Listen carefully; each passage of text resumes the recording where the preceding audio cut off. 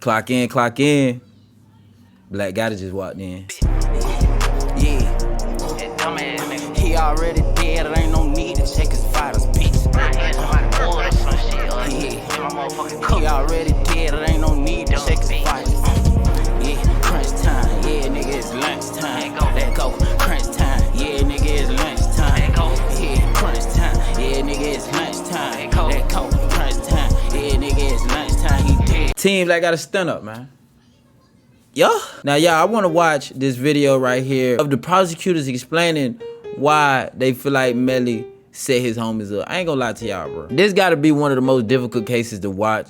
Rather you want to see Melly be guilty or rather you want to see him not guilty. Reason why is because arguments on both ends is kind of strong in certain points. And I mean, the decision proves it all. Just it going to a mistrial proves how difficult it was. Remember, y'all were arguing with me, telling me, oh, it's obvious.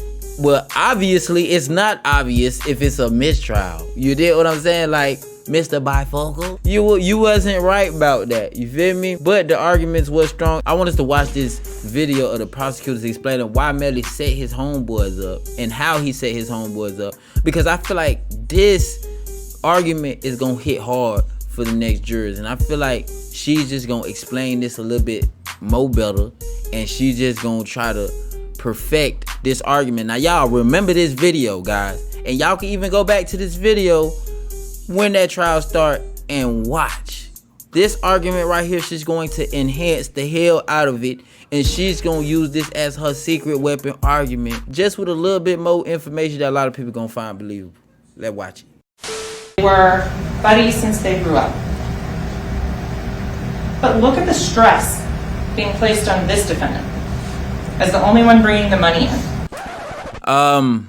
You know, she gotta perfect that part, definitely. You feel what I'm saying? Like, stress of him being the only one bringing the money in, I don't believe that's very true, because like, them boys have opportunities to make money. Now, them being lazy and not wanting to get their ass up and go make some cheese is a different story. But they had opportunity to make, I'm talking about decent money, bro. They could be selling wigs. They could be selling lashes. They could be selling socks, drawers, boxes. Put Melly pictures on them. Matter of fact, you could even put a lemonade stand up. Melly's Lemonade. You feel me? It's many stuff that could have made them some cheese. Being close friends to Melly, so Melly being stressed about the cheese, I don't know. But I done heard stories about him getting extorted and shit, and that could be a better argument of them trying to bully Melly out of his cheese, and Melly just got tired of it and wasn't going for it. But as far as stress on him, they had opportunity to make money, and I don't believe that's fully the issue. As the only person who's paying the bills. Look at the tension on there, right? Look at the issues and concerns with Mr. Williams, Anthony Williams, and the defendant's mother, that they're fighting an argument. The message is on there to that effect. So look at, for premeditation, you can also look at the manner in which the homicide was committed. Anthony Williams was shot in the back of the head. That was planned for when he was sleeping so that he could not fight back. That was a premeditated, planned killing of Anthony Williams, where there would be an alibi already discussed. So then, Christopher Thomas. Premeditation, as the judge instructed you, does not require days, weeks, months of planning. Premeditation can be formed quickly. Example we used in jury selection. Going to your mom's house on Mother's Day. You forget to bring flowers. You reach down, pull some flowers out of her yard and give her to those. That is premeditation. That is thinking about something, then doing it. Ladies and gentlemen, I submit to you the murder of Christopher Thomas was premeditated in that as well. Chris Thomas is as you saw with Sergeant Williams and Mr. Howard demonstrating. Oh my goodness, what's going on? Mr. Demons then made the decision at that point he couldn't have a witness. So look at that. Those are all things in which you can get premeditation, how it was committed, the wounds that were inflicted, the back of the head. Going to Facebook. Showing again that the different information that you have before you belongs to this defendant. 772-713-9807. And that Melly, Montana, at iCloud.com is the email. Remember the Snapchat? Melly.Montana? These are names that the defendant uses over and over again to talk about and communicate and identify himself. And look, that phone says verified as belonging to Jamal Demons. Also remember Facebook. We have October 26th of 2018. Sun's going down. And the defendant's phone also shows him at this location in Cocoa. And he is dancing and singing and performing, wearing the same jacket, an identical jacket to what Chris Thomas was wearing the night before, and showing Mr. Henry wearing the denim jacket, like Mr. Williams was wearing the night before. And so the question was posed about a contractual agreement and losing money to be there. Well, ladies and gentlemen, look at the text messages between Mr. Demons and his mother. Because he wasn't worried a couple of months before about missing a show because he was getting his hair braided and losing $1,000. But then this night, when his friends are killed, he's dancing and partying around and is worried about a contractual agreement. Now him not wanting to go to a show just because he got a little boogie in his nose or whatever the case may be, and end up not going and missing out on some cheese for that, but you attend like your music video after your homies passed, could hit hard. But it's like you was trying to compare $1,000 to how many more thousand he could have lost in that. And then just because you lose 1,000 one time don't mean you want to just keep losing more thousands in money. You know what I'm saying? Like, her mentioning a lot of this stuff made her argument like, so? And she just throwing them out there to like make people think like, yeah. What? But people aren't going to think that way. I mean, at least not everybody. You got your individuals that is going to think like that. But it's a lot of people that's going to be like, so? Just because he missed out on that band don't mean he want to miss out on more bands. You feel what I'm saying? Like, what's your point of mentioning that? Just look at those types of information and those types of behavior and how someone is acting. Now, this text right here is what really hit. Bitch, I'm not finna leave board after what you so stuck on me being with, but you think that all I think about, this nigga saved my life, he coming everywhere with me, because if them crackers come grab him, it's my fault. You forgot? Now, I ain't gonna lie. Just him writing that at all just got me thinking like, fam, if you did have something to do with the situation, like, why be so sloppy on text messages that you know it's not only recorded, but it's kept as a record, whether you delete it or not. You feel what I'm saying? Like, it just got me thinking like, what the hell he saved you from? I know y'all like, damn, Gotti, you just finna try to not pay attention to shit that we could literally see. Man, yeah, I see what the hell you seeing, but still, you still gotta understand reasonable doubt is a motherfucker. Do y'all know what reasonable doubt mean? So that's why you gotta bring up any reasonable doubt. Snapchat. If you recall, this is the argument between Mariah Hamilton and Jamel Demons, Melly, Montana. Bort coming everywhere with me, because if them crackers come grab him, it's my fault, you forgot. I keep Portland with, because at the end of the day, he did one of the realest shit in my life. Yeah, he covered up a murder. Did a very terrible job of it, but that's what he did. That's what this is referring to. He said he did a very terrible job of it, but that's what he did. That's exactly what he did. This is less than 2 weeks after this homicide occurs, and that's what they're talking about.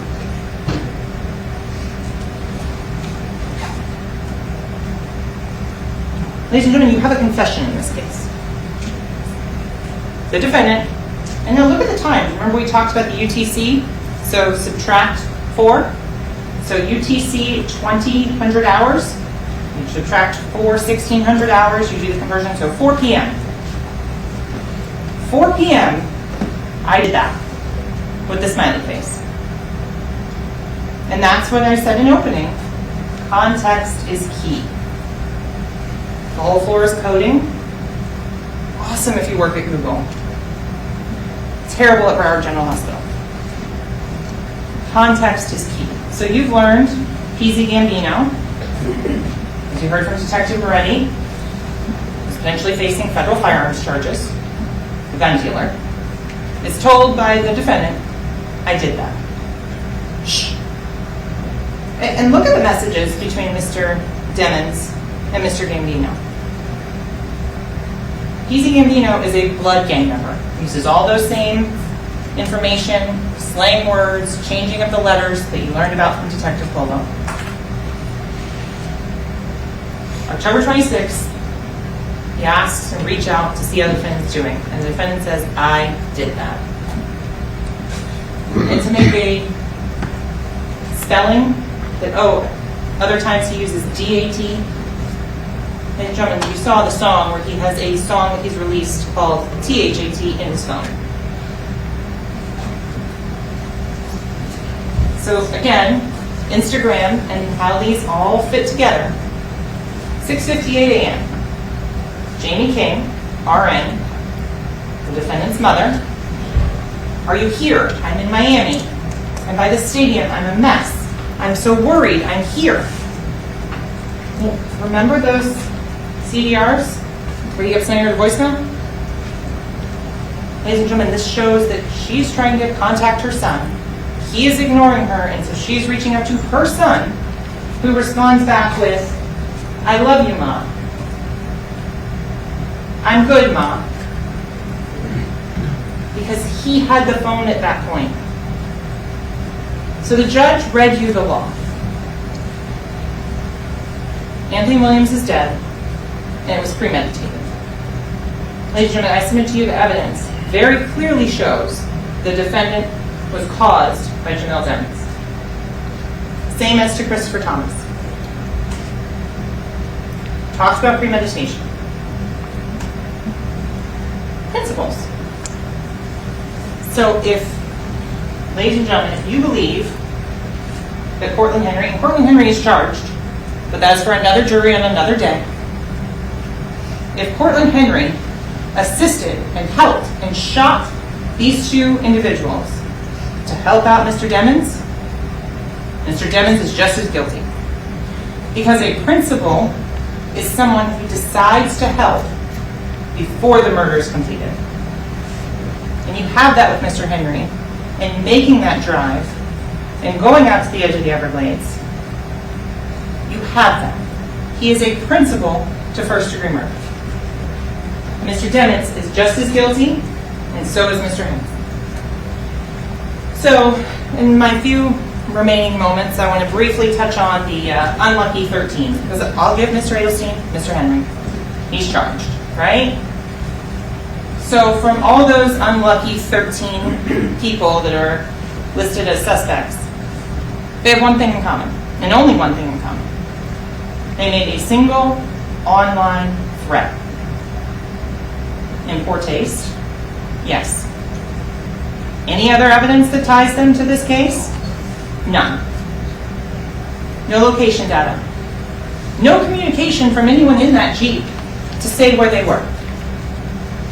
No DNA of any of those people on that Jeep.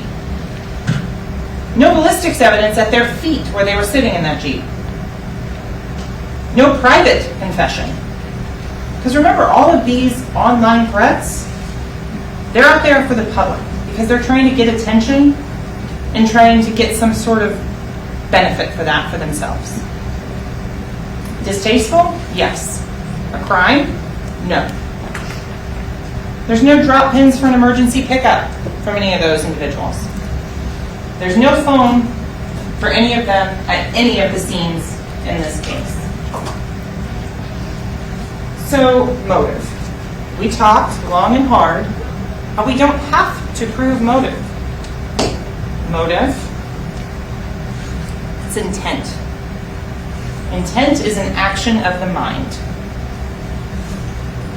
So I'll give you motives. Anger, greed,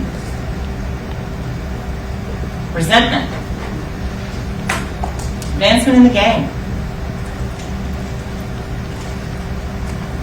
You heard $16 million was coming into Jameson Francois, and that you saw $15,000, $10,000 payments going to Mr. Demings. Simple math. Splitting something 4 ways or 2 ways with Mr. Henry, who wasn't smart enough to even properly give a statement to keep Mr. Demings away from the car.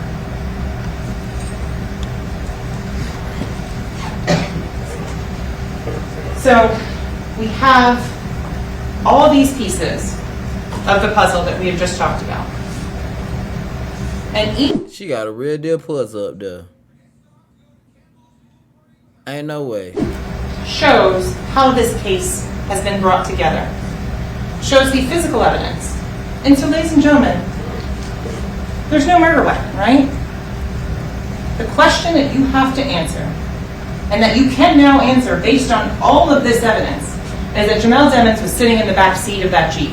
And he was the one that fired the fatal shots that killed Christopher Thomas and Anthony Williams. And you know that because even if you choose to disbelieve one part of the evidence,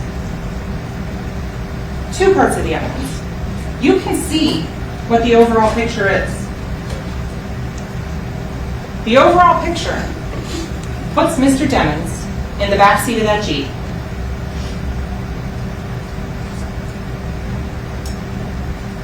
It puts him holding a gun. You don't need a murder weapon to know that he committed these 2 crimes.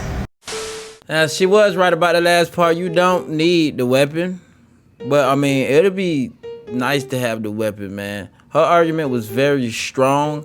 And if you feel like there was any weak points in that argument, let me know, bro. Because, like, damn, I finally get to see the argument. And, bro, damn, hearing this the second time around gonna be kind of scary. You feel what I'm saying? But y'all let me know how y'all feel about this in the comments. I'm about done with that. Screw me.